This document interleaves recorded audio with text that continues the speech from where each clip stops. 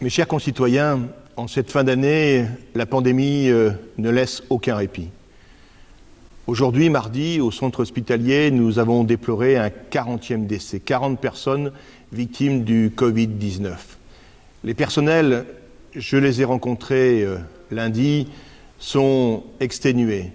Certaines malades sont revenues pour soigner, pour faire face à la maladie. Elles méritent notre reconnaissance, mais pas seulement. Le Ségur de la santé a prévu de leur octroyer un complément indiciaire, une prime mensuelle de 183 €.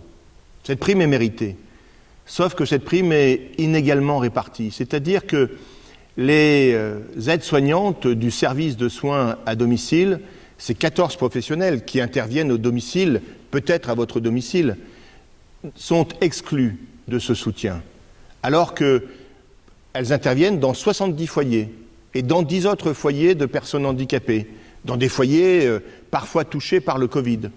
Et elles ne comprennent pas, et elles ont raison, qu'elles ne bénéficient pas de ce soutien, du témoignage de la nation pour les aider, pour récompenser leur dévouement. Elles travaillent 7 jours sur 7, elles travaillent de 7h15 le matin jusqu'à 20h le soir. Voilà pourquoi nous avons souhaité au conseil municipal voter un vœu afin de les soutenir, afin que le ministre de la Santé puisse prendre en considération ce qui est de légitimes revendications. Oui, la solidarité ne se partage pas. Elle est la même pour tous, elle ne peut être fractionnée. Elle doit être aujourd'hui l'occasion de faire en sorte que cette fin d'année soit un peu meilleure qu'elle ne l'est aujourd'hui.